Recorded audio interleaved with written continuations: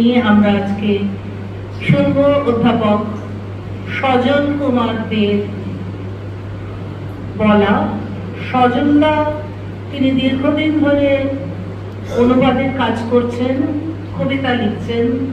তার কাব্যগ্রন্থের মধ্যে ছবি, কার্ড, মন খারাপগুলি এগুলি গুরুত্বপূর্ণ। এছাড়া নিরুপমা বড় গোস্বামীর অভিযাত্রী অসমীয়া উপন্যাস, সেটি তিনি অনুবাদ করেছেন। এবং লক্ষেশ্বর সিংহের একটি আত্মজীবনী আছে এসপারান্ত ভাষায় লেখা, তারও অনুবাদ, এই বইটি তারও অনুবাদ করেছেন সজনদা। তাকে আমরা আমাদের মধ্যে পেয়ে খুশি। আর আজকের সভা মুখ্য প্রবীর কুমার চৌধুরী, তিনি শিল্প সদনের অধ্যাপক। তিনি দীর্ঘদিন শিল্প সদনের ইতিহাস নিয়ে কাজ করছেন। তিনিও এসছেন, তাকে আমরা স্বাগত জানাই। এরপর আমাদের বিভাগীয় প্রধান আজকের এই সমিতির সম্পর্কে কিছু বলবেন এবং স্বাগত ভাষণ।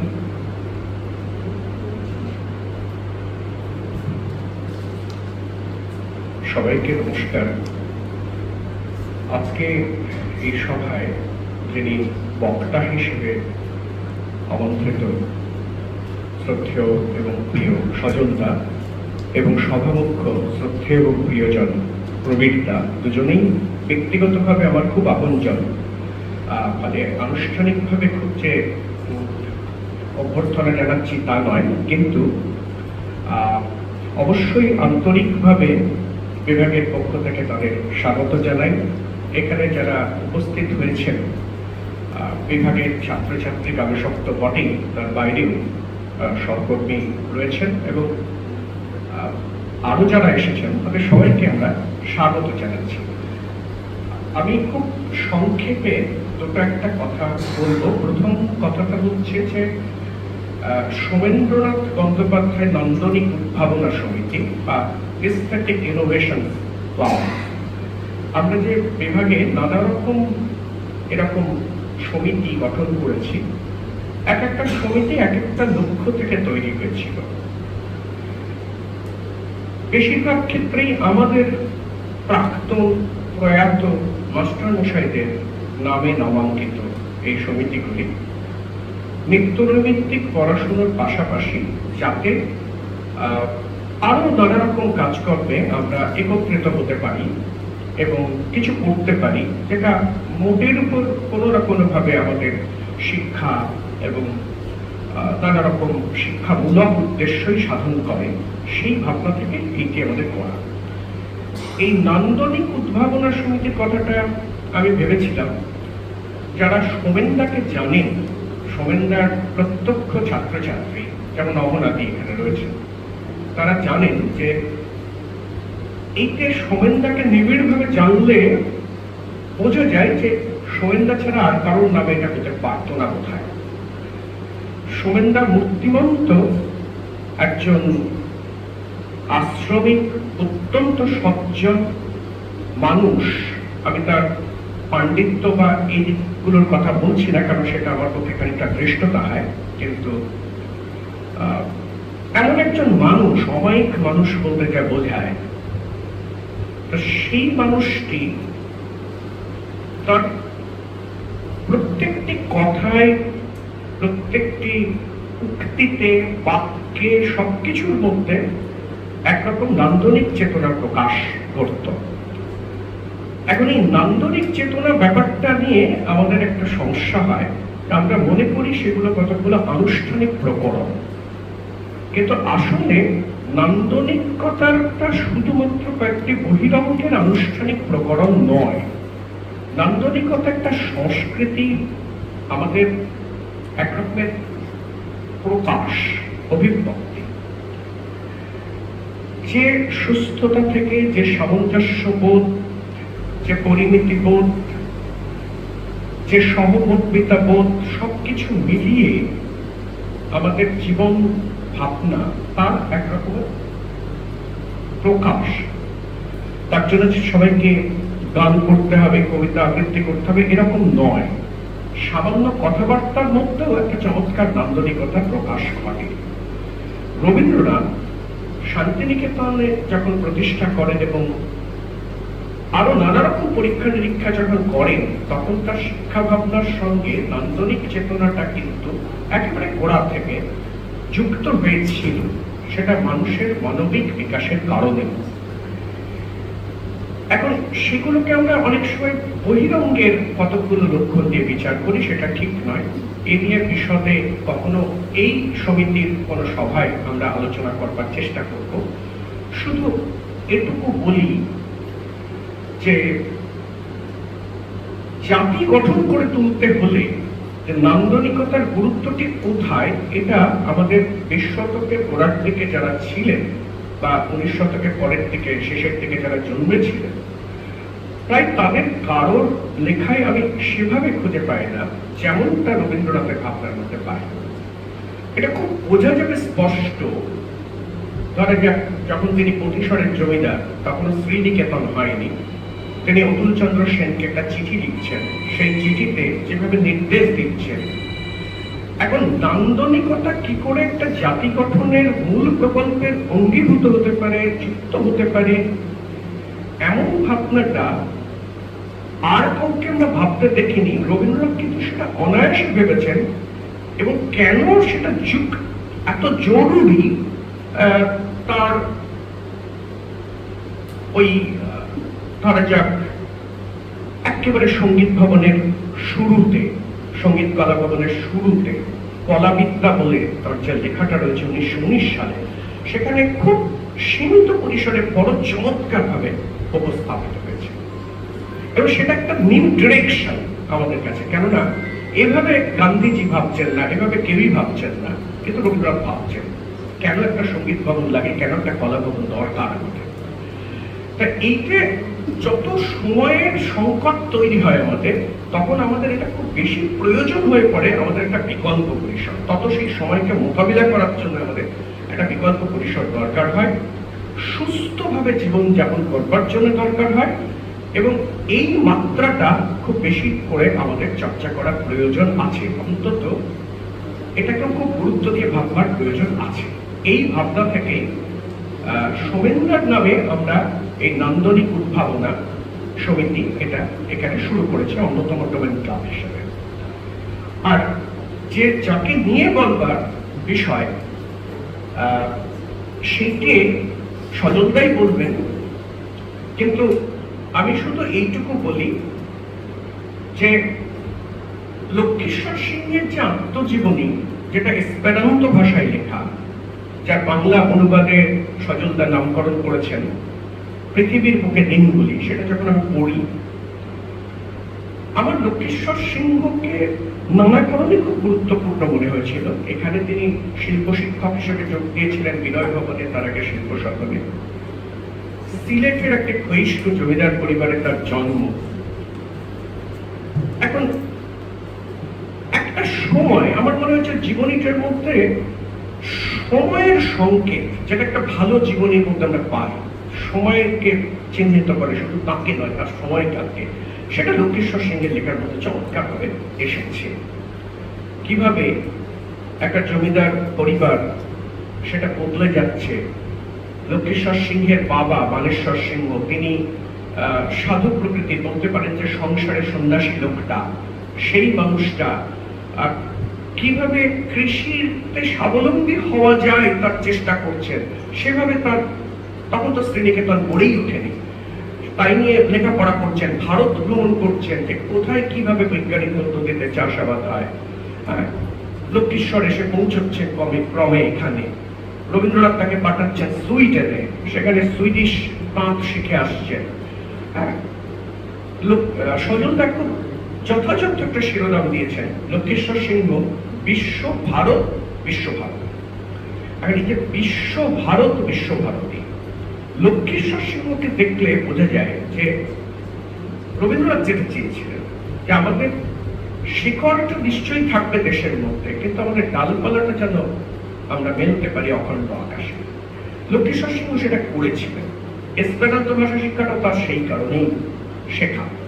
ফলে আজকে প্রায় বিস্তৃত, সজলটা না লিখলে বোধহয় আমরা কেউ লক্ষ্মীশ্বর সিংহের নামও পেতাম না। আমি পুরনো কয়েকটা শান্তিনিকেতন বিষয়ক স্মৃতিকথায় নাম পেয়েছিলাম, বিশদ কিছু জানতাম না।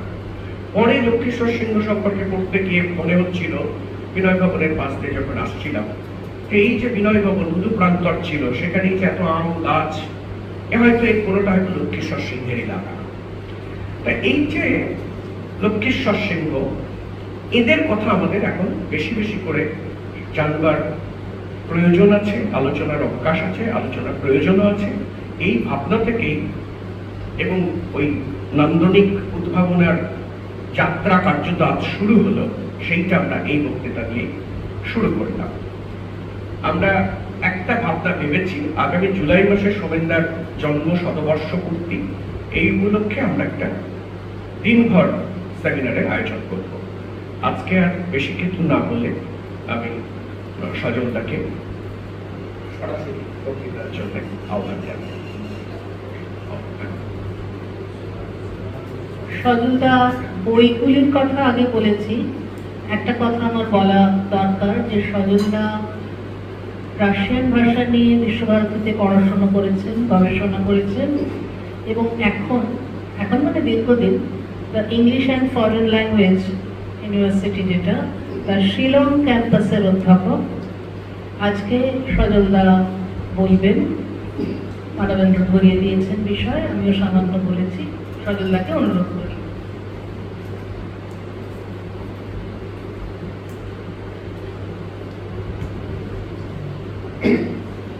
নমস্কার। শরীন্দ্রনাথ বন্দ্যোপাধ্যায়ের ইসলামিক ইনোভেশন ক্লাব, সোমেনদাকে আমিও চিনতাম, খুবই শ্রদ্ধেয় মানুষ। ওনার ক্লাস করার সুযোগ হয়নি, কিন্তু ওনার অজস্র বক্তৃতা শুনেছি। আপনার সঙ্গে দেখা হয়েছে ওর বাড়িতে। তো তার নামাঙ্কিত ক্লাবের পক্ষে আমি বক্তৃতা দিতে আসছি এই বিশ্ববিদ্যা প্রাঙ্গণে, যেখানে আমিও একদা ছাত্র ছিলাম।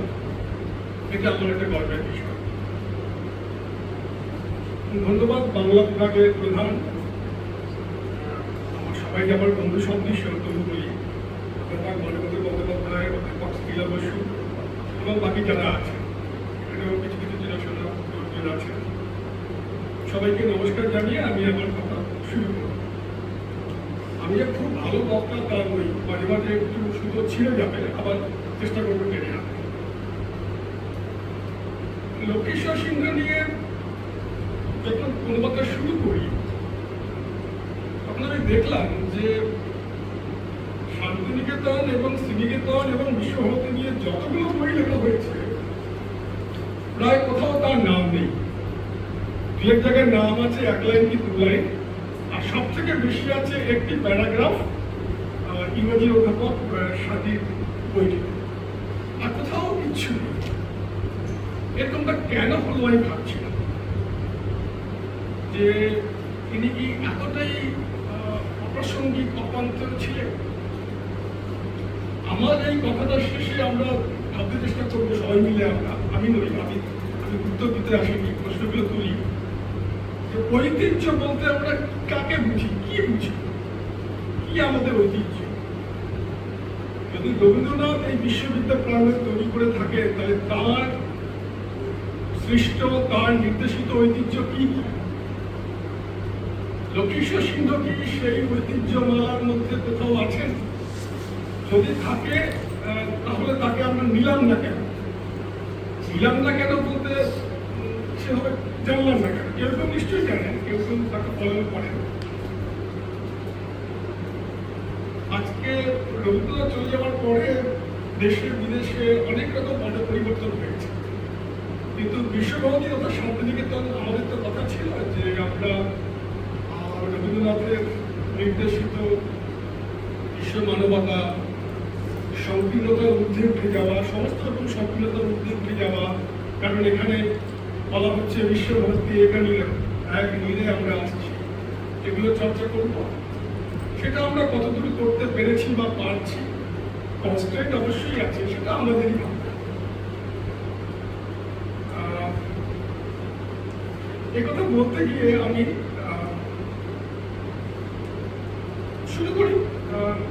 ওর জীবন কাহিনীটা বলতে। মোটামুটি লক্ষ্মীশ্বরের জীবন কাহিনীটা যেভাবে বলবো আমি, তাতে বোঝা যাবে আমার যাত্রাটা কিভাবে সিলেটের একটি প্রত্যন্ত জায়গা থেকে এসে উনি বিশ্বের অনেকের কাছে পৌঁছে গেছিলেন, একটি বিশ্বের একটি জগৎ আইডিয়ার কাছে পৌঁছে গেছিলেন। এটা আমরা দেখি যেখান থেকে একদা যাত্রা শুরু করেছিলেন পূর্ব মানুষ, শোনা যাচ্ছে তো? বহু দেশ ঘুরে শেষ হয়ে সেখানেই ফিরে আসে উত্তর প্রজন্ম। সমুদ্রের ঢেউ সবকিছু নেয় না, পরে কিছু কিছু জিনিস ফিরিয়ে দেয় বই কি সৈকতের পানিতে। 16 পুরুষ আগে রাঢ়বঙ্গ থেকে সিংহদের পূর্বজরা এসে ঘর বাঁধেন, জমিদারি পত্তন করেন শ্রীহট্ট অঞ্চলে, যেটি ইংরেজের শাসনকালে সিলেট নামে পরিচিত হয়। রাঢ়ের স্মৃতিতে নাম রাখা হয়েছিল রাঢ়ীশাল সেই গ্রামে। লক্ষ্মীশ্বর যখন সেই পরিবারে জন্ম নেন, সেই 1905 সালে তা ব্রিটিশ ভারতের আসাম প্রদেশের অন্তর্ভুক্ত। 1947 সালের স্বাধীনতা তথা দেশভাগের ফলে সেই রাঢ়ীশাল সহ সিলেট চলে যায় পূর্ব পাকিস্তানের অধিকারে। সেখান থেকে দাঙ্গায় ক্ষতিগ্রস্ত ও প্রায় নিঃস্ব লক্ষ্মীশ্বর স্ত্রী কন্যা ভগিনীর হাত ধরে বরাবরের মতো চলে আসেন প্রথমে কলকাতায়, তারপরে রাঢ়ের মাটিতে শান্তিনিকেতনে বিশ্বভারতী তাকে সাড়া দেয়। একটি বৃত্তের আবর্তন সম্পূর্ণ হয়। তবে এই দুই ঘটনার মধ্যবর্তী সময়ে গঙ্গা ও পদ্মা দিয়ে অনেক রক্ত জল হয়ে গেছে। অনেক কারণে এই 1905 সাল একটি গুরুত্বপূর্ণ সন্ধিক্ষণ, আপনারা জানবেন যারা ইতিহাস নিয়ে জানেন। পৃথিবীর ইতিহাসে তো বটেই, এমনকি এই উপমহাদেশের নিরিখেও। ওই বছর ঘটে প্রথম রুশ বিপ্লব। যদিও সফলতার মুখ দেখতে রুশি জনতাকে আরো 12 বছর অপেক্ষা করতে হবে 1917 বলশেভিকদের জন্য। ওই বছরই রুশ জাপান যুদ্ধে জারতন্ত্রী রাশিয়ার পরাজয় ঘটে। এই প্রথম একটি এশীয় দেশ একটি ইউরোপীয় সাম্রাজ্যবাদী শক্তিকে যুদ্ধে পরাজিত করে। 1905 সালে বাঙালির উত্থানে তটস্থ ব্রিটিশ সরকার বাংলাকে দ্বিখণ্ডিত করে প্রথমবার। তার বিরুদ্ধে মানুষ রাস্তায় নেমে আন্দোলনে সামিল হয়। রবীন্দ্রনাথেরই গান বাঙালির ঘরে যত ভাই বোন এক হোক এক হোক গাইতে গাইতে অরন্ধন ও রাখি বন্ধনের মাধ্যমে প্রতিবাদ পৌঁছে দেয় জনতা। স্বাধীনতার লক্ষ্যে সশস্ত্র বিপ্লবীদের হিংসাত্মক কর্মকাণ্ড শুরু হয় ওই সালে। পরাধীন পদদলিত মানুষ তার অজস্র বন্ধন থেকে মুক্তির উপায় খুঁজে পেয়েছিল বিভিন্ন পন্থায়, বিভিন্ন স্তরে।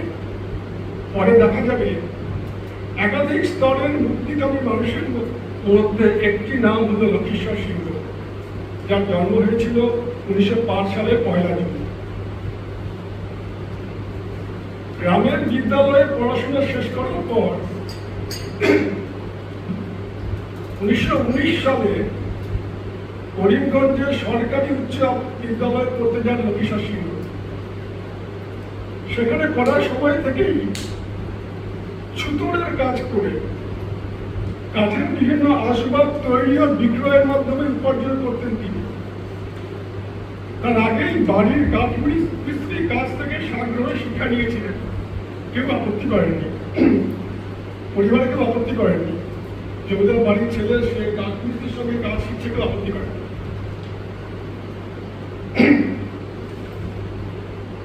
সংস্কার মুক্ত প্রাগ্রসর জীবন দৃষ্টির উত্তরাধিকার পরিবার থেকেই পেয়েছিলেন তিনি।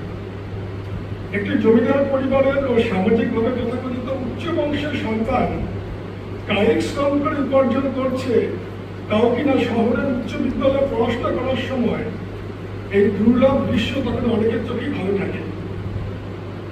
কিন্তু সারা জীবন কাঠের কাজ ও অন্যান্য হাতের কাজ করে বা শিখিয়েই জীবিকা নির্বাহ করেছিলেন লক্ষ্মীশ্বর। হাতের কাজের শিক্ষা বাদ দিয়ে কেবল পুঁথিগত শিক্ষাকে তিনি সম্পূর্ণ শিক্ষা বলে মেনে নিতে রাজি ছিলেন না।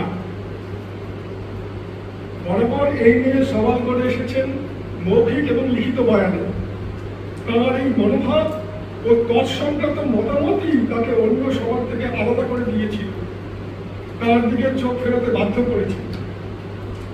এদেশে যারা তাকে গুরুত্ব দিয়েছিলেন তাদের মধ্যে ছিলেন স্বয়ং রবীন্দ্রনাথ, মোহনদাস করমচাঁদ গান্ধী এবং পরে রথীন্দ্রনাথ।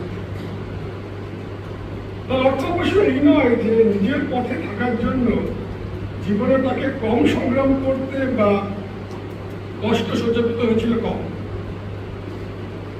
জাতীয় জীবনের এক টালমাটাল ভাঙা গড়ার পর্যায়ে তিনি এসেছিলেন। তার অভিঘাত তার উপর যেমন পড়েছিল, বিপরীতে তিনিও তার আইডিয়া ও কর্মের ছাপ রেখে গিয়েছিলেন। বিদ্যালয় স্তরে শিক্ষা সমাপ্ত করার পর উচ্চশিক্ষা পাওয়া এলো। সাধারণ কলেজ বা বিশ্ববিদ্যালয়ে না গিয়ে টেকনিক্যাল শিক্ষার পাঠ্য গ্রহণ করাই মনস্থ করলেন লক্ষ্মীশ্বর। মনে করলেন তাতে দেশের জন্য কিছু কাজ করা যেতে পারে। কলকাতার পরবার তার ইচ্ছা, কিন্তু এই পুত্রটিকে বড় শহরে রেখে পড়ানোর খরচ চালাতে পারা সেই সময় সহজ ছিল না লক্ষ্মীশ্বরের পিতামাতার পক্ষে। এর আগেও দু একটি সন্তানকে তারা বাইরে পাঠিয়েছিলেন, একজনকে কাশিতে পাঠিয়েছিলেন পড়তে। হতে পারেন বনেদি, সে অর্থে খুব ধনী তারা ছিলেন না। নিজের খরচ নিজেই চালিয়ে নিতে পারবেন বলে লক্ষ্মীশ্বর আশ্বস্ত করলেন ওদের। তারপর ইঞ্জিনিয়ার হওয়ার উদ্দেশ্যে কলকাতায় এসে ভর্তি হন দ্য ক্যালকাটা টেকনিক্যাল স্কুলে, যেটি সেখানে তালতলা অঞ্চলে অবস্থিত ছিল। শুরু হলো তার কষ্টকর নগর জীবন। কলকাতা ভালো লাগেনি লক্ষ্মীশ্বরের, তিলোত্তম মনে হয়। তীব্র অর্থকষ্টে ভুগেছেন, অনবরতি না খেয়ে থেকেছেন, কখনোই জুতো পায়ে গলেননি, ট্রামে বাসে চড়েননি এবং পায়ে হেঁটে তালতলার ইনস্টিটিউট অব্দি যাতায়াত করতেন। পড়াশোনার আগ্রহ তার মধ্যে কমে আসছিল। এমন সময় একটি মাসিক পত্রিকায় মুদ্রিত একটি সংবাদের প্রতি তার দৃষ্টি আকৃষ্ট হয়েছে। জানতে পারলেন রবীন্দ্রনাথের বৃদ্ধাশ্রম শান্তিনিকেতনের অদূরে শ্রীনিকেতনে গ্রামীণ সমাজ পুনর্গঠনের উদ্দেশ্যে একটি ইনস্টিটিউট প্রতিষ্ঠা করা হয়েছে। নিজের কয়েকটি বই স্বল্প মূল্যে, সামান্য মূল্যে বিক্রি করে কিছু পরিমাণ অর্থ সংগ্রহ করলেন লক্ষ্মীশ্বর। তারপর শান্তিনিকেতনে যাবার রেলগাড়িতে উঠে বসলেন। সেটা ছিল 1923 সাল। কলকাতার অসহনীয় পরিস্থিতির পর শান্তিনিকেতনের পরিবেশ তার প্রথম দর্শনে ভালো লেগেছিল। তারপর শান্তিনিকেতন এবং শ্রীনিকেতনের সবকিছু ঘুরে দেখে লক্ষ্মীশ্বর সেখানেই শিক্ষার্থী হিসেবে থেকে যেতে চাইলেন। শ্রীনিকেতনের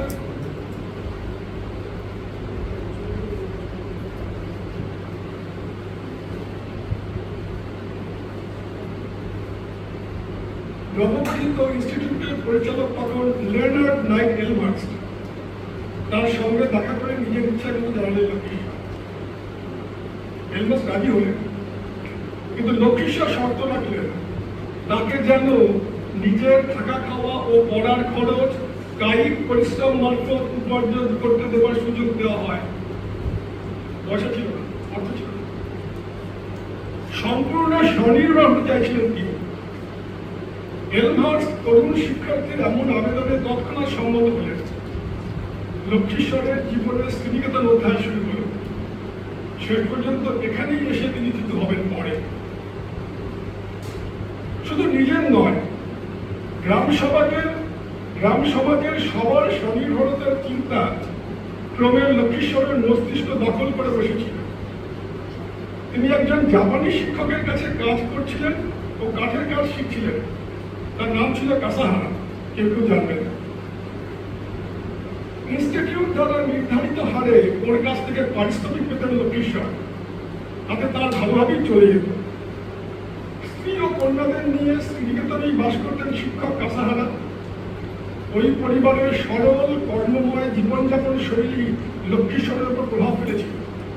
যেমনটা তার পিতার কর্মোদ্যোগ ও পরিশ্রম তাকে প্রভাবিত করেছিল কম বয়সে। পিতার সম্বন্ধে কিছুটা মনোনীত বলেছেন। নিজের অভিজ্ঞতা থেকে লক্ষ্মীশ্বর এই সিদ্ধান্তে পৌঁছলেন যে ছাত্রদের পক্ষে পড়াশোনা ও উপার্জন একসঙ্গে চালিয়ে যাওয়া অসম্ভব নয়। সেই সময় গ্রাম জীবনের পুনর্গঠন নিয়ে রবীন্দ্রনাথ যে সমস্ত বক্তৃতা দিয়েছিলেন সেগুলির দ্বারা অনুপ্রাণিত হন লক্ষ্মীশ্বর। রবীন্দ্রনাথ শিক্ষার্থীদের এমনভাবে তৈরি করতে চেয়েছিলেন যাতে পরবর্তী সময়ে গ্রামে গিয়ে পল্লী পুনর্গঠনের কাজে তারা স্বাধীন পথ প্রদর্শনের ভূমিকা গ্রহণ করতে পারে, যাতে কারোর উপর নির্ভর করতে না হয়। মানুষের কল্যাণের জন্য কবির আলখাল্লা খুলে ফেলে সমাজকর্মীর ভূমিকায় মাঠে নামতে হয়েছিল রবীন্দ্রনাথকে। তিনি লিখেওছেন এক জায়গায়, ওগুলোকে আপনাদের কোনো সাড়া পাননি, তাই নিজে মনে হয়েছিলেন। শ্রীনিকেতন ইনস্টিটিউটটি নির্মাণ করা ছিল তার সেই চিন্তারই ফসল। লক্ষ্মীশ্বর অলস ছিলেন না, অসম্ভব পরিশ্রমী ছিলেন। অবসর সময়ে গ্রন্থাগারে বসে পড়তে থাকলেন রুশো, পেস্তালস্কি, ফ্রোবেল প্রমুখ শিক্ষাবিদদের জীবনী, পড়ে ফেললেন টলস্টয় এবং রাস্কিনের গ্রন্থাবলী। নিজের দেশের দুর্দশার বিশ্লেষণ করতে গিয়ে তিনি দেখতে পেলেন বর্ণপ্রথার মতো কুৎসিত সংস্কার, শিক্ষিত যৌন অশিক্ষিতের মধ্যে আকাশ পাতাল ফারাক ও বেশিরভাগ দেশবাসীর অপরিসীম দারিদ্র্য। যারা কৃষিকর্মের মাধ্যমে জীবিকা নির্বাহ করে সেই কৃষক সম্প্রদায়ের হাতে বছরের অর্ধেক সময় কোনো কাজ থাকে না, অর্থও না।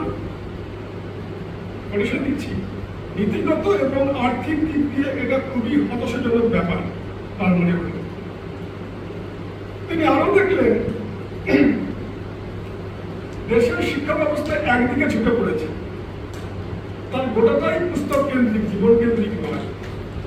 শিক্ষিত ভদ্রজন কোন রকম কায়িক শ্রম না করে অন্যের শ্রমের উপর নির্ভর করে বেঁচে থাকে। লক্ষ্মীশ্বর লক্ষ্য করলেন শারীরিক পরিশ্রমের কাজ তার অতীত গৌরব ও সম্মান হারিয়েছে।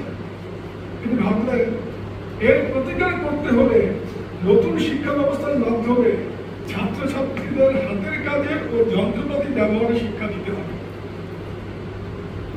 ভেবেচিন্তে বাঙালির জন্য কাঠের কাজ শিক্ষার উপর একটি বই লেখার পরিকল্পনা করলেন লক্ষ্মীশ্বর। নিজের জীবনের অভিজ্ঞতা অবলম্বন করে লেখা শুরু করলেন। অলঙ্করণের ছবিগুলো আঁকা হলো। সে বইয়ের পাণ্ডুলিপি একসময় রবীন্দ্রনাথকে দেখানো হলো। তিনি শিক্ষা চিন্তার পরিপ্রেক্ষিতে বইটি অত্যন্ত প্রয়োজনীয় বিবেচনা করে নিজে সেটি ভূমিকা লিখে দিলেন। তার নির্দেশে বিশ্বভারতী গ্রন্থ বিভাগ থেকে বইটি প্রকাশিত হলো। সালটা ছিল 1926। এবার রবীন্দ্রনাথ কি লিখেছিলেন সেটা একবার শুনুন।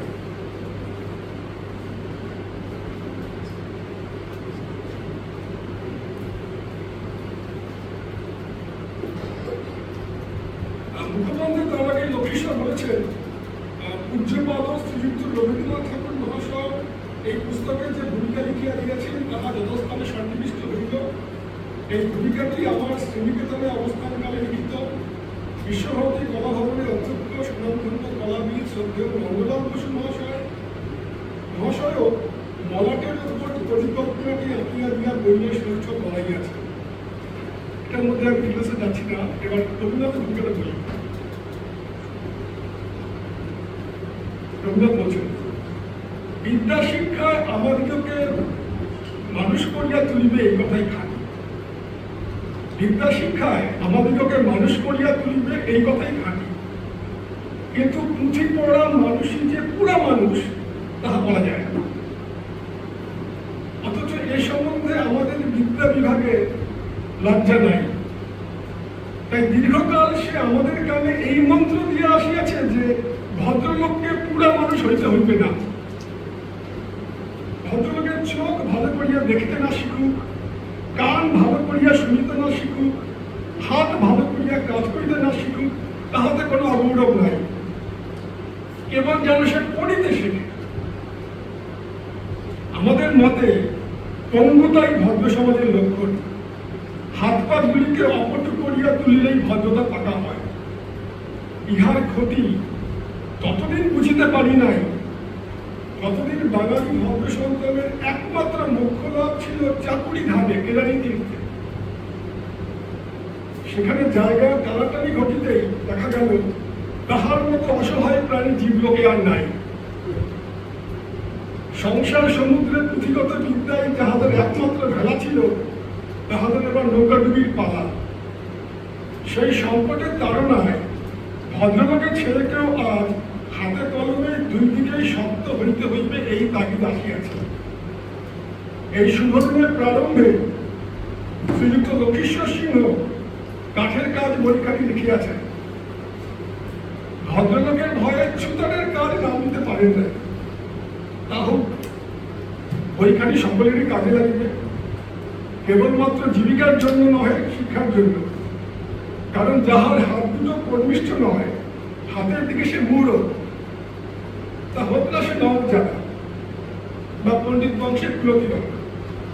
দেশের এইসব বোকা হাতের মানুষকে শিক্ষিত হাতের মানুষ করিবার অভিপ্রায়ে এই যে বইখানি লেখা, ইহা বাঙালির ঘরে এবং বিদ্যালয়ে আজকাল আদর পাইবে বইয়ে আসা হইতেছে। লেখক বিশ্বভারতীর স্মৃতিকেতন বিভাগে কাঠের কাজে সাধারণত নিযুক্ত। এই চর্চায় তিনি যেমন বই পড়িতে উৎসাহী, তেমনি হাত চালাইতে অক্লান্ত। অতএব এই বিদ্যায় তাহার উপদেশ দিবার অধিকার আছে পাঠকদিগকে, এমন ভরসা আমরা দিতে পারি।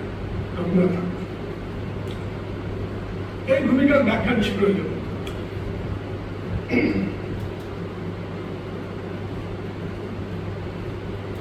রবীন্দ্রনাথের কাছে এমনভাবে সমর্থন পাওয়ার ফলে লক্ষীশ্বরের উৎসাহ অনেকটাই বেড়ে গিয়েছিল। তার ইচ্ছা অনুযায়ী ওই বছরই 1926 সালে লক্ষীশ্বর শান্তিনিকেতন পাঠভবন বিদ্যালয়ের শিক্ষক হিসেবে যোগদান করেন। একই সঙ্গে তিনি গ্রামীণ বিদ্যালয়ের শিক্ষা সত্ত্বেও পড়াতেন। কিছুদিন পর শিক্ষার্থীরা চাইলেন নিজেদের হাতে একটি বাড়ি তৈরি করতে। রবীন্দ্রনাথের সম্মতিক্রমে এবং সকলের আনন্দ শ্রমের যোগ ফলে বাড়িটি নির্মিত হল। বহুদিন অবধি হস্তশিল্প শিক্ষার কেন্দ্র হিসেবে ব্যবহৃত হতো শিক্ষক ও ছাত্রদের যৌথ পরিশ্রমী গড়া ওই বাড়ি। মেটাফরিক এই কাজের মধ্য দিয়ে প্রাতিষ্ঠানিকভাবে শিক্ষক ও ছাত্রের শ্রেণীগত তফাৎ বুঝিয়ে দিলেন লক্ষীশ্বর সিংহ।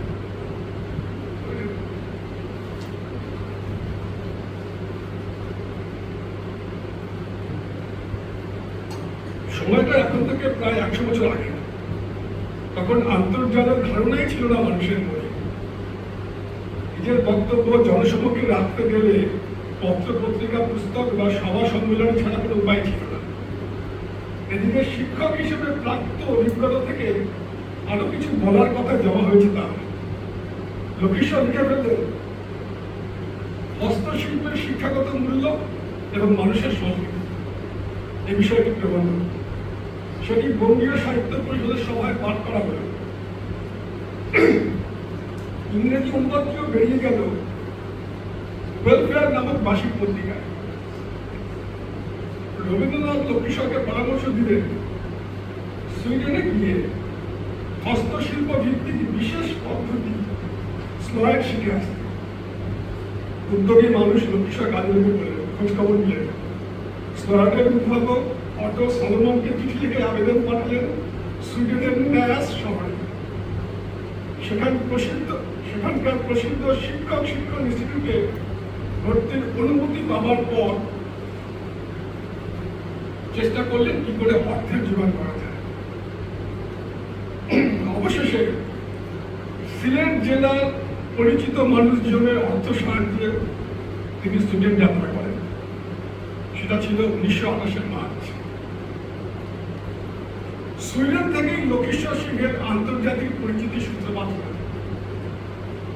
ন্যাসে স্লয়েডের কোর্স তো করছিলেনই, তারপর যে দেশে ছিলেন সেখানকার ভাষা অর্থাৎ সুইডিশ তিনি শেখা শুরু করেছিলেন।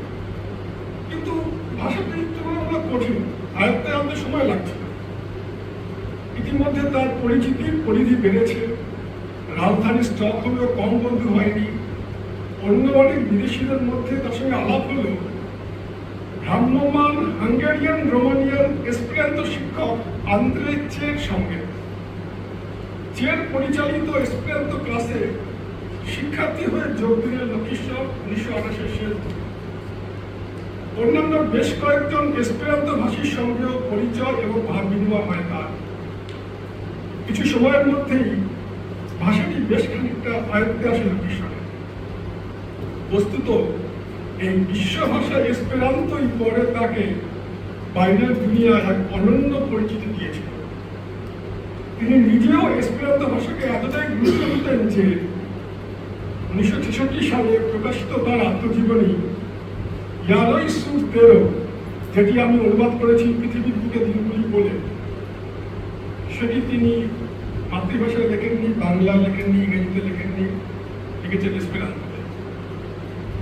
ঠিক কি কারণে এমনটা করলেন তিনি? হয়তো ভালোবাসার জন্য কেবল, বা বাংলা বলয়ে তিনি বা ইংরেজি বলয়ে তিনি ততটা সম্মান পেলেন না, জানি না, এগুলো আমাদের স্পেকুলেশন। সম্ভবত এর উত্তর রয়েছে এসপেরান্তো ভাষার মূলগত দর্শনে, যা তার নিজের জীবন দর্শনের সঙ্গে সংগতিপূর্ণ বলে বিশ্বাস করেছিলেন লক্ষ্মীশ্বর। সে কথা একটু আসে।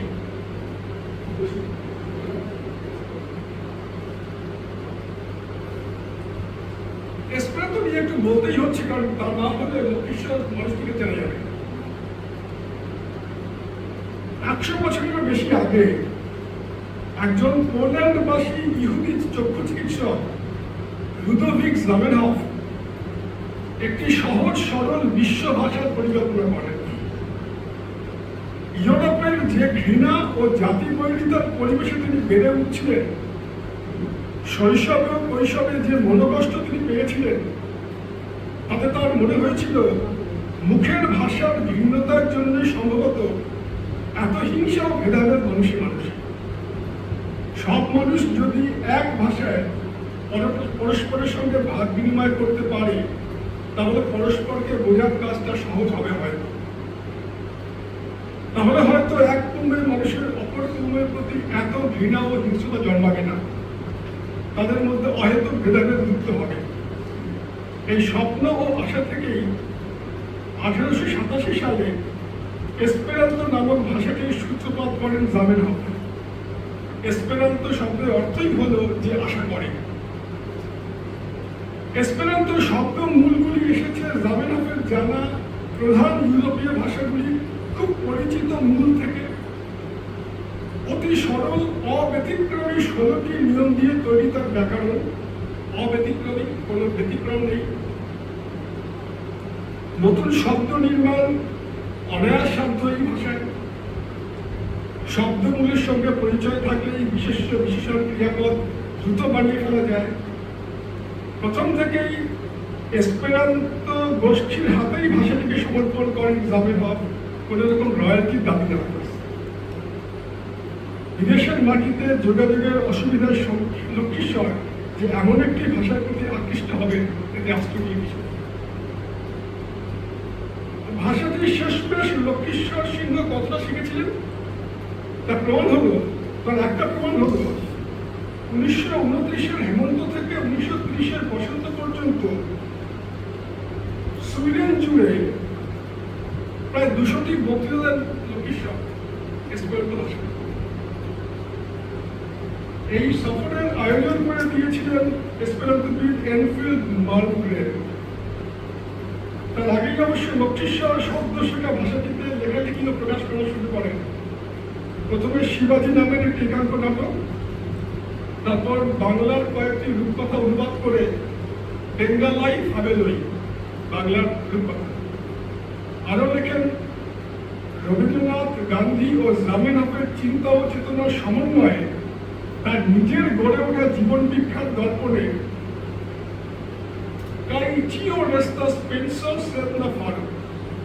সবই ভাবনা হয়ে রয়, কিন্তু কাজে কিছুই নয়। এই নামে একটি প্রবন্ধ। 1930 শেষার্ধে আরেকটি ভ্রাম্যমান বক্তৃতামালার আয়োজন হয় লক্ষ্মীশ্বরের জন্য এস্তোনিয়া, লাটভিয়া ও পোল্যান্ডে। এই সূত্রে জামেনহফের জন্মস্থান পোল্যান্ডের বিয়ালিস্তক শহর দেখতে পান লক্ষ্মীশ্বর। তার মনে হয় একটি তীর্থ দর্শন সম্পন্ন হয়। এরপর হেগ শহরস্থিত আন্তর্জাতিক এসপিরান্ত শিক্ষা কেন্দ্রে একটি শিক্ষক শিক্ষণ কোর্সে যোগদান করার আমন্ত্রণ পান তিনি। সেখানে পড়তে যাবেন এমন সময় বাড়ি থেকে এক ভাইয়ের অকাল মৃত্যুর খবর আসে। তড়িঘড়ি বাড়ি ফিরে আসেন। অতঃপর শান্তিনিকেতনে এসে নিজের পুরনো ইনস্টিটিউটে চাকরিতে বহাল হন। রবীন্দ্রনাথ তাকে ছাত্রছাত্রীদের স্লয়েডে শিক্ষা দেওয়ার উপদেশ দেন। সেটা করতে গিয়ে লোকেশ্বরের মনে হলো প্রথমে শান্তিনিকেতনের শিক্ষকদেরই তালিম দেওয়ার প্রয়োজন। সেই অনুযায়ী শিক্ষক ও অন্য কিছু পূর্ণবয়স্ক মানুষদের নিয়ে একটি স্লয়েড কোর্স পরিচালনা করেন তিনি। এই সফল কোর্সটির সংবাদ 1930-এর নভেম্বরে বিশ্বভারতী নিউজ পত্রিকায় প্রকাশিত হয়েছিল। কিন্তু কোর্সটি পড়িয়ে পুরোপুরি তৃপ্ত ছিলেন না লোকেশ্বর। তিনি জানতেন অর্থভাবে তার পরিকল্পনা সম্পূর্ণ রূপায়ণ সম্ভব হয়নি, হবেও না। তিনি শান্তিনিকেতনকে একটি পূর্ণাঙ্গ সর্বভারতীয় স্লয়েড শিক্ষার কেন্দ্র হিসেবে গড়তে চাইছিলেন। ফলে আর্থিক সহায়তা লাভের আশায় পুনরায় সুইডেন যাবার ইচ্ছা প্রকাশ করলেন তিনি। রবীন্দ্রনাথ অনুমতি দিলেন। সেই সঙ্গে সুইডেনের কয়েকজন বিশিষ্ট ব্যক্তির উদ্দেশ্যে লোকেশ্বরের পরিচয় জ্ঞাপক চিঠি লিখে দিলেন। সেসব নিয়েই 1933 সালে আবার ইউরোপে পাড়ি দেন লোকেশ্বর। এইবারের ইউরোপ ভ্রমণ অত্যন্ত ফলপ্রসূ হয়েছিল লোকেশ্বরের কাছে। কাউন্টেস কর্স্টিন হ্যামিল্টনের সহায়তায় তিনি যে শুধু প্রয়োজনীয় স্লয়েড সরঞ্জাম জাহাজে করে শান্তিনিকেতনে পাঠাতে পেরেছিলেন তাই নয়, শ্রীমতী ইয়ানসন এবং শ্রীমতী সেরাব্লম নামে দুই তরুণী শিক্ষিকাকে পরপর শান্তিনিকেতনে পাঠিয়েছিলেন ছাত্রছাত্রীদের শিক্ষাদানের জন্য। এদের মধ্যে প্রথম জনই শান্তিনিকেতনে আমরা যে সুইডিশ পদ্ধতিতে তারা দেখি সেই গুণার প্রবর্তন করে। ভাষাতাত্ত্বিক ও এসপিরান্ত বিষয়ের প্রভাবস কিন্তু জানাচ্ছেন করছে। সেই সময় সিংহ প্রায় একজন সাংস্কৃতিক দূতের ভূমিকায় তার সাধনাকে আরো গভীর ও বিস্তৃত করার লক্ষ্যে এগিয়ে যাচ্ছিলেন।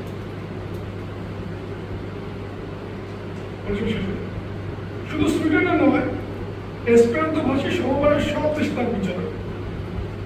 স্টকহোমে অনুষ্ঠিত 1934 সালের বিশ্ব এসপিরান্ত সম্মেলনে ভাগ নেন তিনি। ডেনমার্ক ও নরওয়েতে দুটি বক্তৃতা সফর করেন, যে পদ্ধতির শিক্ষণ করতে অংশগ্রহণ করেন এবং একটি ভ্রমণ কাহিনী লেখেন এসপিরান্ত ভাষায়। হিন্দো নিগার্দাস সুয়েদলান্ড, এক ভারতীয় চোখে সুইডেন। দেশে যখন ফিরলেন লোকেশ্বর, সেটা 1936। শান্তিনিকেতনে কাজে যোগ দিলেন তিনি এবং স্লয়েডের অভিজ্ঞতা নিয়ে দীর্ঘ প্রবন্ধ লিখলেন মডার্ন রিভিউ পত্রিকায়। মোহনদাস গান্ধীর প্রশংসা পেলেন। ভ্রাম্যমান জীবনে এবার থিতু হয়ে বসার সময় হয়েছে ভেবে বিবাহ করেন 1938-এ। ইতিমধ্যে দেশের পরিবর্তিত রাজনৈতিক সাংস্কৃতিক অবস্থায় নতুন ভারতের শিক্ষানীতিতে লক্ষ্মীশ্বর প্রস্তাবিত হাতের কাজে কপাল কিছুটা খুলে গেছে বলে মনে হল। তখনকার দিনে যেটা সেন্ট্রাল প্রভিন্স, সেই কেন্দ্রীয় প্রদেশের শিক্ষামন্ত্রী এবং মহাত্মা গান্ধীর ডাকে তিনি ওয়ার্ধা চলে গেলেন। সেখানে নবগঠিত শিক্ষক শিক্ষণ ইনস্টিটিউটের হস্তশিল্প বিভাগের দায়িত্ব নিলেন। সেখানে খুব মন দিয়েই কাজ করে যাচ্ছিল লোকেশ্বর। লিখলেন ইংরেজিতে একটি বই, শিক্ষকদের জন্য হস্তশিল্প শিক্ষার হ্যান্ডবুক, প্রথম ভাগ। 1939 সালের ডিসেম্বরে হরিজন পত্রিকায় স্বয়ং গান্ধী আলোচনা করলেন বইটি। যুদ্ধ শুরু হল 1939 সেপ্টেম্বর মাসে। ইনস্টিটিউটের সব কাজ বন্ধ হয়ে গেল। পরের বছর মহাত্মা গান্ধীর নির্দেশে তিনি ওয়ার্ধা ছেড়ে চলে গেলেন। 1982 শুরুর দিকে গান্ধীজি নিজের আশ্রম সেবাগ্রামে ওই রকমই একটি ইনস্টিটিউট স্থাপন করলেন এবং লোকেশ্বরকে ডেকে নিলেন। এদিকে দেশের রাজনৈতিক অবস্থা তীব্র আকার ধারণ করেছিল। গান্ধী জেলে আটক হলেন, একের পর এক সেবাগ্রামের সদস্যরা জেলে আটক করছিলেন। তবু অল্প কিছু শিক্ষার্থী নিয়ে 1943 অব্দি চালিয়ে নিয়ে গিয়েছিলেন লক্ষ্মীশ্বর, অবশেষে তাকেও সেবাগ্রাম ত্যাগ করতে হল। এর আগেই 1941-এ শান্তিনিকেতনের লক্ষ্মীশ্বরের প্রধান প্রেরণা রবীন্দ্রনাথ প্রয়াত হয়েছেন। নিজের দেশের বাড়িতে ফিরে এলেন লক্ষ্মীশ্বর। যুদ্ধের সময় দুর্ভিক্ষে লক্ষ লক্ষ মানুষের মৃত্যু হয়েছিল বাংলাদেশে। সেই সব ভয়াবহ ছবির কিছুটা নিজে প্রত্যক্ষ করলেন। পরপর দুটি জায়গা থেকে কাজের সুযোগ পণ্ড হয়ে যাওয়ার পর লক্ষ্মীশ্বরের মনে জেদ চেপে গেল। তিনি নিজেই একটি ইনস্টিটিউট গড়ে তোলার সিদ্ধান্ত নিলেন। তাদের বসত বাড়ির অদূরে লক্ষ্মীশ্বরের বাবার একটি খামার বাড়ি ছিল, যেখানে তিনি তার এক্সপেরিমেন্টগুলো করতেন। সেখানে নিজের সব শক্তি সংহত করে এবং বন্ধু বান্ধবদের সহায়তায় 1944 সালে তৈরি হলো আবার একটি ইনস্টিটিউট। সাফল্যের সঙ্গে এগিয়ে যাচ্ছিলেন তিনি তার কাজ। সব রকম শস্যের চাষ, গবাদি পশুপালন, ইট এবং টালি তৈরি, তুলোর চাষ, সুতো কাটা, কাপড় বোনা। গ্রামের লোকেরাও সাগ্রহ হয়ে এসে তাতে অংশগ্রহণ করতে থাকলো। কিন্তু দেশভাগ তথা স্বাধীনতা পরবর্তী দাঙ্গায় যে উল্লেখ আগে করেছি, ইনস্টিটিউটটি সম্পূর্ণ ধ্বংস হয়ে গিয়েছিল। 1969 সাল নাগাদ প্রবল দাশগুপ্তের সঙ্গে এক কথোপকথনের সূত্রে তিনি জানান, 7,000 ইংরেজি বই এবং 3,000 এসপেরান্তো বই সহ তার যাবতীয় গ্রন্থ সংগ্রহ সেই দাঙ্গায় ভূষিত হয়। এরপর সিলেট ত্যাগ করে প্রথমে কলকাতা আসেন লক্ষ্মীশ্বর, তারপরে রথী ঠাকুরের আমন্ত্রণ স্বীকার করে শ্রীনিকেতনে সদ্য স্থাপিত বিনয় ভবনের কাজে যোগ দেন। অতঃপর বিশ্বভারতীতে থাকাকালীন নিজের পছন্দের বেশ কয়েকটি কোর্স চালু করতে পেরেছিলেন। আমার কথা শেষ হয়ে আসছে। 1953 সালে তৃতীয় এবং শেষবারের মতো ইউরোপ যান লক্ষ্মীশ্বর। রাষ্ট্রসংঘের ব্যবস্থাপনায় 6 মাসের একটি শিক্ষামূলক ভ্রমণে প্রথমে যান সুইজারল্যান্ডের জেনিভা, তারপর সুইডেন, ডেনমার্ক, নরওয়ে ও ইংল্যান্ড। ইংল্যান্ডে তার সঙ্গে এলমাসে দেখা হয়েছিল। 1961-তে প্রকাশ পায় তার করা রবীন্দ্রনাথের 7টি ছোট গল্পের এসপেরান্তো অনুবাদ, নাম দেন মাল সাতাশতলো ক্ষুদিত ভাষা। তিনি বঙ্গদেশে এসপেরান্তো আন্দোলন শুরু করেছিলেন। পরে ছাত্র ও সহকর্মী অবনী হালদারের সঙ্গে মিলে শান্তিনিকেতনের বঙ্গীয় এসপেরান্তো ইনস্টিটিউট তৈরি করেন 1961 সালে। বাড়ির নাম দেন এসপেরান্তো দোমো, এসপেরান্তো হাউস, এসপেরান্তো গৃহ। এছাড়াও হস্তশিল্প ও শিক্ষার উপর বেশ কয়েকটি বই লিখেছিলেন। তার মধ্যে একটি ছিল 1974 সালে প্রকাশিত ফসিলা এসপেরান্তো লেরোলিব্রো, সহজ এসপেরান্তো শিক্ষা। 1977 সালে শান্তিনিকেতনে এই ব্যতিক্রমী চিন্তায় মানুষটির মৃত্যু হয়। প্রবল দাশগুপ্তের বয়ানে দেখা গেছে যে এসপেরান্তো জগৎ তাকে কিভাবে মনে রেখেছে। তারা যখন জানতে পারেন যে প্রবলদাও পরিচিত লক্ষ্মীশ্বর সিংহে, তখন তারা বলেন যে তার জন্ম শতাব্দী করনি তোমরা। সেই সময় আমি জানতে পারি না, 2005-এ আমরা তার জন্মশতাব্দী করতে পারি, ঠিক তাই জানি না। এবং তাকে তার জন্মশতাব্দী করবো কেন, কি কারণে? এই দুঃখ প্রবলদার অনেক লেখায় পাওয়া যায়।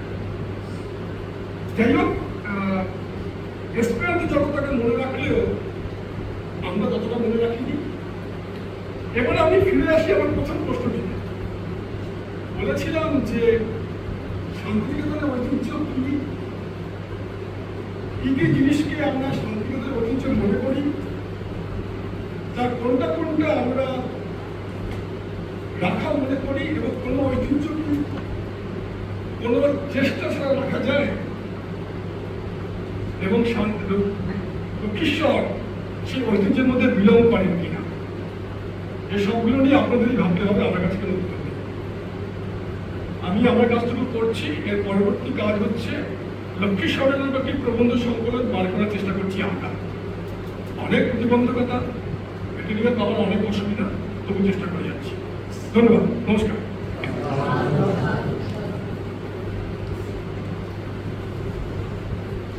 সজলদাকে অনেক ধন্যবাদ। আমাদের আজকের সভার সভামুখ্য প্রবীর কুমার চৌধুরী, তার সম্পর্কে দুটো বাক্য একটু বলি। তিনি কলকাতা বিশ্ববিদ্যালয়ের স্নাতকোত্তর পড়াশোনা করেছেন এবং তারপর যাদবপুর বিশ্ববিদ্যালয় থেকে তিনি পিএইচডি করেছেন। আমি যতদূর জানি 2001 সাল থেকে প্রবীরদা শিল্প সদনে অধ্যাপনা করছেন। আজকে সজলদের বক্তৃতার সূত্রে আজকের সভার মূল বক্তৃতার জন্য আমি প্রবীরদাকে একটু কিছু বলতে বলছি।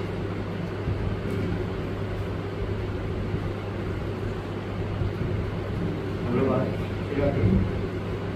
সকলকে নমস্কার। প্রথমে আমি মানবদাদা আমাকে যখন বলেন এখানে আসার জন্য, সব মুখ্য হিসেবে নয়, আমি সুযোগটা দিতে চেয়েছিলাম যে লক্ষ্মীশ্বর সিংহের সম্পর্কে যে খুব বেশি জানাশোনা আছে আমার তা নয়, তার জীবনী এবং কাজ সম্পর্কে বৃদ্ধ হবো বলেই আমার এই সুযোগ। সভামুখ্য হিসেবে অবশ্যই নয়। আমরা শিল্প সদনে যারা কাজ করছি তারা শিল্প সদনের বিভিন্ন আলাপ আলোচনায় অনেক সময় বিশেষ করে পুরনো মানুষজনের মুখে লক্ষ্মীশ্বর সিংহের কথা আমরা শুনতে পাই, এবং তখন থেকে সত্যিকারে আমারও একটু ইন্টারেস্ট হয়েছিল যে তার সম্পর্কে তার কথা জানা যায়। যেমন অরুণেন্দুদার শুনেছি তার স্লাইড প্রসেস অফ লার্নিং, এটা তিনি যে শিখেছিলেন এবং তার এফেক্টিভ প্রয়োগ করার চেষ্টা করেছিলেন শিল্প সদন বা বিশ্বভারতীর মধ্যে দিয়ে, সেটা নিয়ে স্লাইড নিয়ে বলবো। আর এছাড়া যারা প্রবীণ অধ্যাপক ছিলেন, প্রফেসর প্রবীণ দাসগুপ্ত, কার্তিক দাস, কিছুদিন আগে পর্যন্ত মিহিররা, তারা আমাদের মধ্যে নেই। তাদের কাছ থেকে টুকরো টুকরো কিছু কিছু কথা জানতে পেরেছিল, সেটা সংকলন করে বলা। আর আমি কয়েকটা বই দেখছিলাম যে এটা প্রফেসর সজলকে বললেন, খুব সুন্দরভাবে তিনি কিন্তু একটা মনোগ্রাহী পরিবেশনা আমার দিক থেকে নাম লক্ষ্মীশ্বর সিংহের জীবনী সম্পর্কে। তো বইটি খুব কমই আছে, এটা ঠিক, কোথাও এক লাইন কোথাও দু লাইন এরকম। লক্ষ্মীশ্বর সিংহ সম্পর্কে তার নিজের কিছু কথা আছে, কিছু কথা বলেছেন ওই বইয়ের সূত্র ধরে। সেখান থেকে কিছু লেখা আমি পড়েছি এবং সেটা আপনাদের মধ্যে শেয়ার করার চেষ্টা করেছি। শ্রীনিকেতনের গোড়ার কথাতে সত্যদাস চক্রবর্তী লিখছেন যে শ্রীনিকেতনের প্রায় গোড়া থেকেই জাপানি কারুশিল্পী কিন্দারা কাসাহারা 1922 সাল যখন শ্রীনিকেতনে প্রতিষ্ঠিত হয়, 1 বছর পরে বিশ্বভারতী সাহেবের পরিচালনায় কাঠের কাজ চালু। কাসাহারার মৃত্যুর পর এই পুরো মানে একজন জাপানি সূত্রধর ছাত্রদের কাঠের কাজ শেখাতে, এবং প্রফেসর সঙ্গের কথাতে আগে আমরা যেটা বুঝতে পারছি তাতে এই কোনো কাসাহারা তাদের কাছ থেকে কাজ শেখার সম্ভবত তিনি শিখেছিলেন। কাসাহারা বেশিদিন এখানে ছিলেন না, তারপরে কি কোনো কাজ তিনি প্রয়াত হন। রবীন্দ্রনাথ কারুশিল্পে বিশেষ পারদর্শী ছিলেন এবং শ্রীনিকেতনের উপকার যদি বলা হয় সেটা রবীন্দ্রনাথের নিজের কথা তো আমরা সকলেই জানি যে তিনি বলেছেন যে জন্মেছি শিল্পীর বংশে, শিক্ষা পেয়েছি বিজ্ঞানে, কাজ করেছি মুচি আর সুতোরে। এই সুতোরের কাজ রবীন্দ্রনাথ খুব ভালোবাসতেন। পেয়ে গেলেন লক্ষ্মীশ্বর সিংহকে সহকারী হিসেবে। সে কথা লিখছেন এখানে যে রবীন্দ্রনাথ কারুশিল্পে বিশেষ পারদর্শী ছিলেন, প্রখ্যাত শিল্পী লক্ষ্মীশ্বর সিংহ ছিলেন এই কাজে তার প্রধান সহযোগী। এটা ওই বইতে রাত্রি সম্পর্কে লেখা। এরপরে অরুণদার বইতে প্রকাশনা হয়েছিল, তাতে তিনি লিখছেন যে ফরাসি দেশে গুণী শিল্পী আন্তরিক কার্পেলেস প্রতিমা দেবীর সঙ্গে শান্তিনিকেতনে যোগ দিলেন। সুইডিশ প্লাইড পদ্ধতির বয়নশিল্পে শিক্ষিত লক্ষ্মীশ্বর সিংহকে দলে নিয়ে একটা টিম ওয়ার্ক করে এই সমস্ত কাজগুলো করে। জাপানি চারুশিল্পী কিন্তারা কাসাহারা 1922 সালের এপ্রিল মাস থেকে সেই কাজ শুরু করেছে। সুইডিশ স্ট্রয়েডের পদ্ধতি বয়ন শিল্পে স্বীকৃত। একটা অদ্ভুত ব্যাপার যে আমার নিজের সাবজেক্ট হচ্ছে টেক্সটাইল টেকনোলজি। তো বয়ন শিল্পের সঙ্গে সেই সময় ওখানে 3টে সাবজেক্ট পড়া, একটা মেটাল, একটা হচ্ছে টেক্সটাইল, আর একটা হচ্ছে উড ক্রাফট। এবং এই স্ট্রয়েড প্রসেসটা ছিল হাতে করা বেশি। ওখানে বলা হচ্ছে যে কথা মাফিক শিক্ষার সঙ্গে যে তফাৎটা, এটা মেমোরাইজেশন দরকার। যে আমরা যেমন কোনো টেক্সট বই পড়ি বা বই একটা ঘটনা পোস্টার আলাদা করা হয়, এটা এমন একটা পদ্ধতি এইভাবেই তৈরি করা হয়েছে, কনভার্ট করা হয়েছে, যাতে করে বই পড়ার সঙ্গে কাজ হাতের কাজ করা কিন্তু তার মাধ্যমে শিক্ষা লাভ করা। এটা হচ্ছে জীবনব্যাপী শিক্ষা, লাইফ লং লার্নিং, যে কোনো বয়সী মানুষরা। প্রসেসটাই হচ্ছে মূলত হাতে কলমে শিক্ষা। তো আমি বলবো লক্ষ্মীশ্বর সিংহ কেন আজকে প্রাসঙ্গিক, তার কাজের মধ্য দিয়ে আমি একটু ব্যাখ্যা করার চেষ্টা করছি। বলেছে 1951 সালে যখন সেন্ট্রাল ইউনিভার্সিটি হলো, তারপরে সম্ভবত অনেকগুলো মাসে রবীন্দ্রনাথ ঠাকুর একটি চিঠি লিখেছিলেন তদানীন্তন ICS অফিসার যে তিনি কি করতে চাইছেন শিক্ষা সাধন, কীভাবে এডুকেশনটাকে সমাজে সাজাবে, কী করে এই হাতে কলমে শিক্ষাটাকে একটা রূপ, ফর্মাল রূপ দেবেন, তার different certificate course, diploma course চালুর কথা ভাবছে। সেখানে কত ইনটেক হবে, তাকে সিলেবাস পর্যন্ত তৈরি করে দিয়েছিলেন। এরকম করতে চাই তার জন্য এবং শিল্প সাধন একটা এমন একটা ইনস্টিটিউট হবে এখান থেকে ছেলেরা বেরোবে এবং সারা ভারতবর্ষের ইন্ডাস্ট্রিগুলোকে রাজ করবে। এখন এই কথাগুলি ওই চিঠি কক্সবাজারে যাচ্ছি, তো উনি পাঠিয়েছিলেন, উত্তর পেয়েছিলেন। পরবর্তীকালে এইটাকেই বেশ করে কিন্তু কোর্সগুলো তৈরি করা হয়। আমি খুব নিশ্চিত যে সেখানে লক্ষ্মীশ্বর সিংহের একটা ভূমিকা ছিল, কেননা উনি ওখান থেকে যে হাতে কলমে শিক্ষার প্রণালী কীভাবে করা দেওয়া যেতে পারে সেটা শিখে এসেছিলেন, সেটা সার্থক ইমপ্লিমেন্টেশন হয়েছিল। এবং আজও কিন্তু সেই ধারা বহন করে চলেছে। আজও আমরা এই এনইপির যুগে আমাদের undergraduate program, 4 years undergraduate program, সেটা যুগের সঙ্গে তাল রেখে আমাদের কোর্সগুলোর নাম বদলেছে, সময়োপযোগী করা হয়েছে, কন্টেম্পোরাইজেশন করা হয়েছে, কিন্তু মূল ধারাটা যদি এক আছে, সেটা হচ্ছে হাতে কলমের শিক্ষা, learning through practice and practical workshop আজও আছে। আন্ডার গ্রাজুয়েটে আজও আমাদের 75 থেকে 80% ক্রেডিট হচ্ছে হাতে প্র্যাকটিক্যাল ওরিয়েন্টেড বা প্র্যাকটিস পোস্ট গ্রাজুয়েট কর্মসূচি। এটা আমার তো মনে হচ্ছে লক্ষ্মীশ্বর সিংহ যেভাবে দেখিয়ে এসেছেন সেইটাই তখন থেকে যে ধারা চলেছে, জিনিসগুলো আমি বলছিল নিরন্তর অনন্ত গানের মাথায় বলছিল সেরকম আর কি, সেই ধারাটা কিন্তু আজও কম করছে, এখানেই সাথে। এই জন্য লক্ষ্মীশ্বর সিংহকে আমরা স্মরণ করব।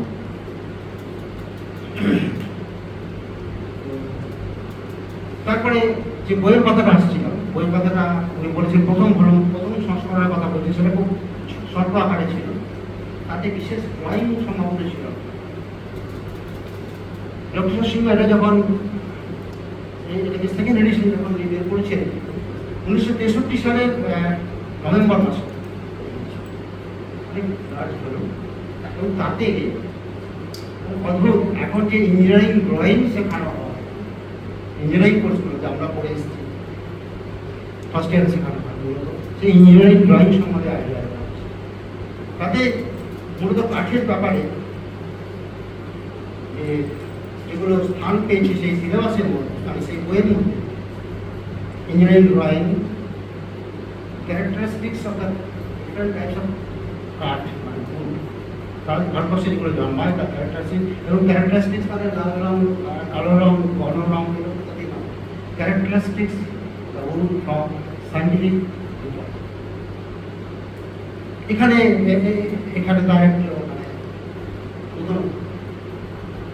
শেষের দিকে চ্যাপ্টার যদি দেখা যায়, একটা চ্যাপ্টার দেখা যাবে যে সেখানে উনি ইন্টেরিয়ার ডিজাইনিং, ইন্টেরিয়ার ডেকোরেশন, যার উপর আমাদের ওখানে একটা 4 ইয়ার কোর্স চলে, তো তার সম্বন্ধে ধারণা দিয়েছে। একটা ক্লাসরুমের ওরিয়েন্টেশন কীরকম হবে, ব্ল্যাকবোর্ডটা কোথায় থাকবে, ছাত্ররা কোথায় বসবে, কতটা দরকার, 20 জন ছাত্রে যদি হয় তাহলে কীরকম হবে তার ওরিয়েন্টেশন, ইন্টেরিয়ার ডেকোরেশনের ধারণা। এটা কিন্তু সেই সময়কার বইতে দেবে, 1963 সালের কথা আমি বলছি। আজও সেই বই প্রাসঙ্গিক। আমাদের ছেলেরা বিশেষ করে আমাদের ফার্নিচার এবং ইন্টেরিয়ার ডিজাইনের ছেলেমেয়েরা এটা তো একটা বেদ হিসেবে দেখে, বেদের মধ্যে। যারা লক্ষ্মীশ্বর সিংহ ছাত্র অবস্থায় যে উনি বলছিলেন যে ছাত্র অবস্থাতেই কিন্তু প্রবলেমগুলো বুঝতে পেরেছেন যে বই থাকা দরকার, বিশেষ করে বাংলা ভাষা। বাংলা ভাষার কোনো বই উনি পাননি, উনি নিজেই লিখতে বসে গেলেন এবং রবীন্দ্রনাথকে বললেন, ওদের প্রেরণা দিলেন, উৎসাহ দিলেন। উনি লিখলেন ছোট বই, তার ভূমিকা গুরুদেবে লিখলেন ছাত্র অবস্থা। তারপরে তার 37 বছর পরে 63 সাল নাগাদ উনি দ্বিতীয় বইটারই একটা পরিবর্তিত সংস্করণ প্রকাশ করেছিলেন এবং সেটা সম্ভবত ওরিয়েন্ট লংম্যান থেকে ওটা প্রকাশ হয়েছিল এবং তাকে ভূমিকা লিখেছিলেন সুধীরঞ্জন দাস, তখন তার উপাচার্য। তো সুধীরঞ্জন দাসের ভাষাতে বলছেন যে শ্রী লক্ষ্মীশ্বর সিংহ কৈশোরে শ্রীনিকেতনে ছাত্র ছিলেন, তারপর বিদেশে শিক্ষা লাভের শেষে স্বদেশে এসে শিক্ষা কার্যে ব্রতী আছেন। আর তখনকার দেখা তো সেই কারণে দেশে প্রত্যাবর্তনের পরে গান্ধীজির আমন্ত্রণে তিনি কিছুকাল ওয়ার্ধাতে গিয়েছিলেন। এস বিভাগের পর আবার বিশ্বভারতীতেই পর্বে নিযুক্ত হন। এবার আমি আগে একটা পয়েন্ট মিস করে গেছি, যেটা বলছিলাম যে আমার কাছে এটা খুব উৎসাহ বুঝতে পারি না, আমি কনফিউজ যে উনি গিয়েছিলেন, উনি কিন্তু টেক্সটাইল বা সুইডিশ লোক সম্পর্কে শিখলেন, কিন্তু এখানে কাজ করলেন কিন্তু মূলত কাঠের কাজে। কিন্তু পরবর্তীকালে এর একটা মানে এই কনফিউশনকে দূর করার জন্য আরেকটা কথা হয়তো সলিউশন হচ্ছে এটাই যে উনি এখানে যে সুইডিশ লোকগুলো করেছিলেন সেগুলো কিন্তু ইসলামগুলো অবস্থায় এসেছিল এবং এখানে তো উনি ওগুলোকে অর্ডারে নিয়ে এসেছিল এবং সেখানে যে কার্ড ইউজ করা হয়েছিল এখন সেই রুমগুলো আছে আমাদের এখানে। অদ্ভুত ধরনের একটা হালকা মানে শক্ত স্ট্রেটনেস আছে তার, মানে দেখে যায় না এত বছর ধরে আছে সেগুলো কাঠের সেরকম এবং খুবই হালকা। আমাদের মেয়েরা বেশি ওই রুমগুলোতে কাজ করতে পারে। আর একটা ওই রুম যে উনি এখানে অর্ডারে নিয়ে করে করেছেন এবং আজও প্রাসঙ্গিক এই কারণে বলছি যে লক্ষ্মীশ্বর সিংহ তার কর্মপদ্ধতি বা কাজগুলো ওই রুম থেকে প্রেরিত হয়ে আমরা ছোট ছোট টেকনোলজি করছি, তাতে ওই টেকনোলজিটাকে একটুখানি এদিক ওদিক করে দিতে পারা এবং সেই রুমগুলো খুবই পপুলার। তাতে বিভিন্ন ডিজাইন এক্সপেরিমেন্টেশন পারপাসে ছেলেমেয়েদের প্র্যাকটিক্যাল সোয়াট স্যাম্পল তৈরি করার জন্য খুবই কাজ। সুতরাং লক্ষ্মীশ্বর সিংহ আছে আমাদের মনের মধ্যে আছে, কাজের মধ্যে দিয়ে আছে, রেকর্ডেড নেই, তার নাম হয়তো অনেক পাতা জুড়ে লেখা নেই, কিন্তু কোনো না কোনোভাবে তার যা ফিলোসফি সেটা কিন্তু আমরা বা তার থেকে অনুপ্রাণিত হয়েছে। আজও লক্ষ্মীশ্বর সিংহ প্রাসঙ্গিক এবং শুধু তাই না, লক্ষ্মীশ্বর সিংহ যে কাজ করে গেছেন সেটা যে কত রসদ রেখে গেছেন ভবিষ্যৎ প্রজন্মের জন্য, বিশেষ করে গবেষণার জন্য। আমরা বইটাই পড়েছি, ভালো করে পড়েছি। আমি যদিও আমার ফিল্ডের তাদেরকে যুক্ত নয়, আমি টেক্সটাইল আমার মনে হয়েছে এখান থেকে অনেক রসদ আছে গবেষণা। তো এবার লক্ষ্মীশ্বর সিংহ নিজের কথা সেটা উনি কি করছেন, বাল্যকাল হইতে কাঠের কাজে আমার একটা স্বাভাবিক ঝোঁক ছিল, জেনেছি ফলে পাঠ্যাবস্থায় ক্রমাগত কয়েক বছরকাল স্থানীয় কারিগরের অধীনে থাকিয়া এই শিল্প অভ্যাস করে। মাধ্যমিক বিদ্যালয়ে শিক্ষা সমাপ্ত হওয়ার পরে যথাক্রমে ইঞ্জিনিয়ারিং ইনস্টিটিউট, ওই ক্যালকাটা টেকনিক্যাল স্কুল সম্বন্ধে সম্ভবত বলছেন, ও বিশ্বভারতীর শ্রীনিকেতন বিভাগে সুশিক্ষিত জাপানি কারিগরের সহকারী রূপে সুদীর্ঘকাল এই কাজ ও ইহার শিক্ষাদান প্রণালীর সহিত বিশেষভাবে সংশ্লিষ্ট ছিলেন। উনি আরো বলছেন, শ্রীনিকেতনের শিক্ষা সমাপ্ত করিবার পর পূজনীয় গুরুদেবের নির্দেশে পাঠভবনে ছাত্রবৃন্দকে কাঠের কাজ শিখাইতে আরম্ভ করি এবং শিক্ষার অঙ্গরূপে শিল্প গৃহীত হওয়ায় শিল্প শিক্ষকের ভূমিকায় অবতীর্ণ হই। ইহা 1926-27 সালে। এবার তার যে এক্সপিরিয়েন্স সেটা বিষয়ে বলছে, আমি সুদীর্ঘকাল পাশ্চাত্য দেশে শিক্ষা ও শিক্ষকের অভিজ্ঞতা লাভের সুযোগ পাইয়াছি। আপন দেশেও মৌলিক বুনিয়াদী জাতীয় শিক্ষা প্রতিষ্ঠানে যেমন ওয়ার্ধার বিদ্যা মন্দির, শিক্ষক শিক্ষণ মহাবিদ্যালয়ে, সেবাগ্রামে মহাত্মা গান্ধীর সান্নিধ্যে মই তালিম ভবনে, শ্রীহট্টের জন্মপল্লীর সন্নিকটে স্বপ্রতিষ্ঠিত পল্লী প্রতিষ্ঠান ও বিশ্বভারতীর বিনয় ভবনের শিক্ষক শিক্ষণ মহাবিদ্যালয়ে কারুশিল্প শিক্ষা পরিচালনা করিয়াছি। আজও শ্রীনিকেতনে কারুশিল্প শাখায় প্রধানরূপে মানপত্রাধিরাশী ছাত্রদিগকে, যারা সার্টিফিকেট লাভের আসতে মানপত্রাধিরাশী ছাত্রদিগকে কাঠের কাজ শিখাইতেছি এবং বিনয় ভবনের শিক্ষক শিক্ষণ মহাবিদ্যালয়ে শিক্ষানৈতিক কাঠের কাজে উত্থাপনা করেছি। এক কথায় দেশের বিভিন্ন পরিবেশে বিদ্যা চর্চা বিচিত্র অভিজ্ঞতার সঙ্গে তো এই মোটামুটিভাবে আমার যে উপলব্ধি সেটা আমি আপনাদের সঙ্গে শেয়ার করলাম। আর এই প্ল্যাটফর্ম থেকে, মানে এই প্ল্যাটফর্ম থেকে যে আয়োজন করা হয়েছিল তার জন্য মহেন্দ্ররা এবং বিভাগে আমার সহকর্মীদের সহকর্মীরা আমি অভিনন্দন জানাচ্ছি যে এই ধরনের আরও প্রোগ্রাম হোক। বিশেষ করে নান্দনিকতার যখন একটা প্রশ্ন আসছে, তারপর আমাদের নান্দনিকতার কাজগুলো আমরা করি সে সম্বন্ধে এখানে আলোচনা করা কাজ করলে ভবিষ্যতে আমাদের বাংলা আছে আর এবং আসলে রিসেন্টলি আমার এই কলকাতায় একটা কাজ হয়েছিল, ভাবতে পারেন যে শেয়ার করা যায় কিনা, যে রবীন্দ্রনাথের যে রবীন্দ্রসঙ্গীত, এই রবীন্দ্রসঙ্গীত থেকে একটা রিলেশন বের করা হয়েছে ডিজাইনটি কনভার্ট করা। অর্থাৎ রবীন্দ্রনাথের 2300 মতন রবীন্দ্রসঙ্গীত যেগুলো ভিতরে যেখানে আছে যে স্বরলিপিগুলো, তাকে কনভার্ট করা through printing and review technique. এবং এটা একটা গবেষণাপত্র ছেলেটি যদিও লাভ করেছে, তো আমরা বিশ্বভারতীতে এটা পেটেন্টেড আকারে করেছি যে একটা সাইন্টিফিক রিলেশনশিপ এস্টাবলিশ করা। আমি আপনারা চাইলে আমি ভবিষ্যতে এখানে শেয়ার করতে পারি আপনাদের সঙ্গে, যাতে করে এক একটা গান থেকে একটা ডিফারেন্ট ডিফারেন্ট ডিজাইন সেটা অ্যাপ্লাই করা যেতে পারে। শাড়ি কাপড় আজকালকার ছেলেমেয়েরা পরে ধরনের আপনাদের খেয়াল দেখে করা যেতে পারে। কোনো একটা টাকা দিয়েছি এই আদান প্রদান চালু থাকুক এই কামনা করি এবং এই প্ল্যাটফর্মে আমি সাফল্য কামনা করছি। ধন্যবাদ সকলকে।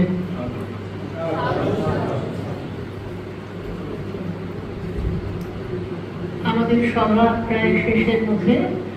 সমীন্দ্রনাথ বন্দ্যোপাধ্যায় নান্দনিক উদ্ভাবনা ক্লাবের পক্ষ থেকে ধন্যবাদ দেবেন অধ্যাপক নীলকান্তি বিশ্বাস।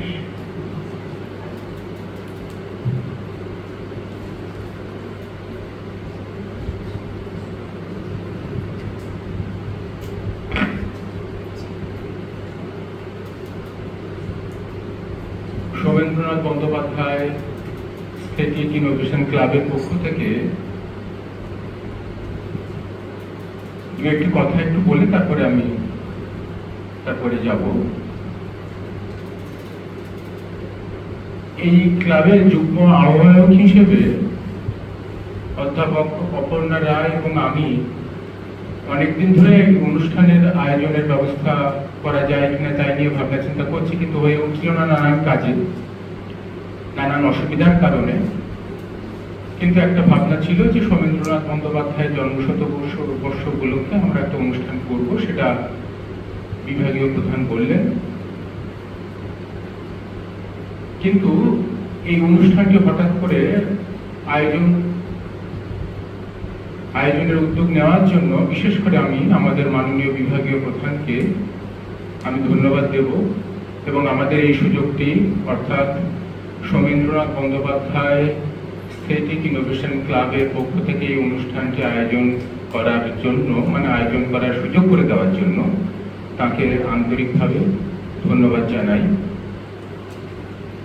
আজ এই অনুষ্ঠানের বক্তা অধ্যাপক সজল দেব খুব সুন্দরভাবে, খুব সংক্ষিপ্ত পরিসরে তিনি লক্ষ্মীশ্বর সিংহের জীবন ও কর্ম সম্পর্কে একটা রূপরেখা দেওয়ার চেষ্টা করলেন, রূপরেখা দিলেন এবং আমরা সবাই তার আলোচনায় সমৃদ্ধ হয়েছি।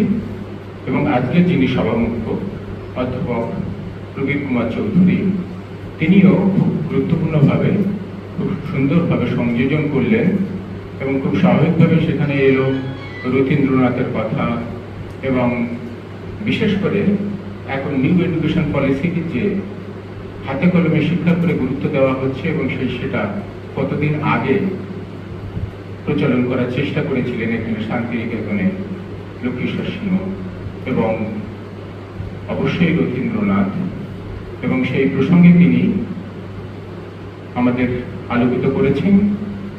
তাকেও বাংলা বিভাগের এবং বিশেষ করে সোমেন্দ্রনাথ বন্দ্যোপাধ্যায় স্থেটিক ইনোভেশন ক্লাবের পক্ষ থেকে তাকেও অশেষ ধন্যবাদ।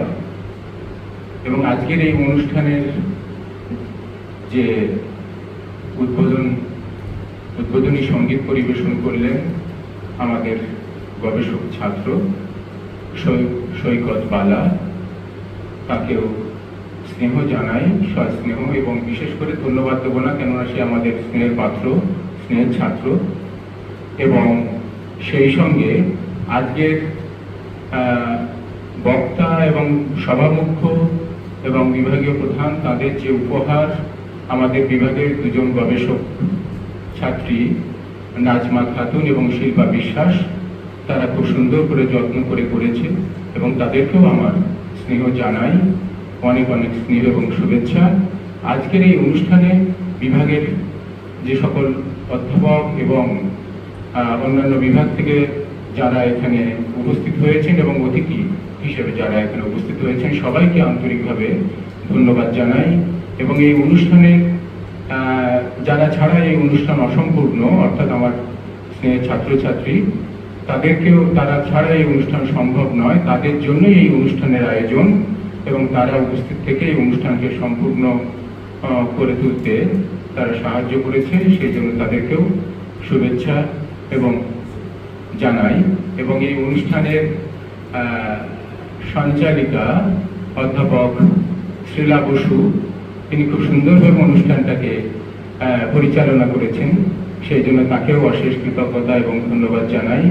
এবং এই অনুষ্ঠানের সমস্ত দিক থেকে আয়োজন এবং এই অনুষ্ঠানকে সম্পূর্ণ করার ক্ষেত্রে প্রত্যক্ষ এবং পরোক্ষভাবে যারা সাহায্য করেছে, সবাইকে আরেকবার ধন্যবাদ জানিয়ে আশ্রম সঙ্গীতের মধ্য দিয়ে অনুষ্ঠান শেষ হবে।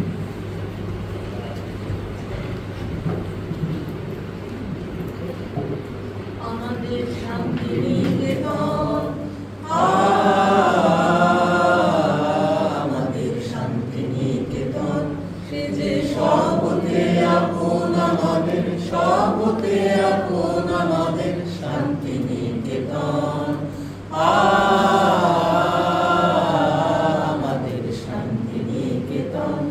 ওদের আকাশ ভরা কোলে মোদের দোলে, হৃদয় দোলে ও তার আকাশ ভরা কোলে মোদের দোলে, হৃদয় দোলে মোরা বারে বারে দেখি তারে, নিত্য নূতন আমাদের শান্তিনিকেতন,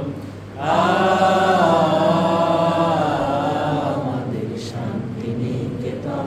মোদের তরু মোদের মেলা, মোদের খোলা মাঠের খেলা, মোদের নীল গগনের সোহাগ মাখা সকাল সন্ধ্যা বেলা, মোদের তরু মোদের মেলা, মোদের খোলা মাঠের খেলা, মোদের নীল গগনের সোহাগ মাখা সকাল সন্ধ্যা বেলা।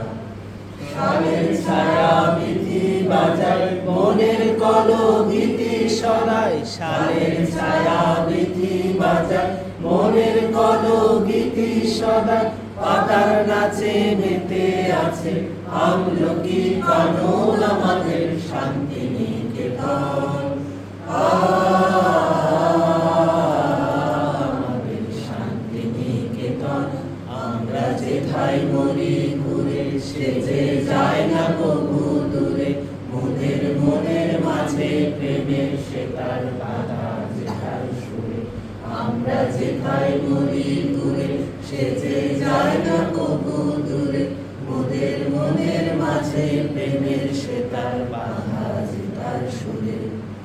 প্রাণের সঙ্গে প্রাণের সে যে মিলিয়েছে এক তালে মোদের, প্রাণের সঙ্গে প্রাণের সে যে মিলিয়েছে এক তালে মোদের, ভাইয়ের সঙ্গে ভাইকে সে যে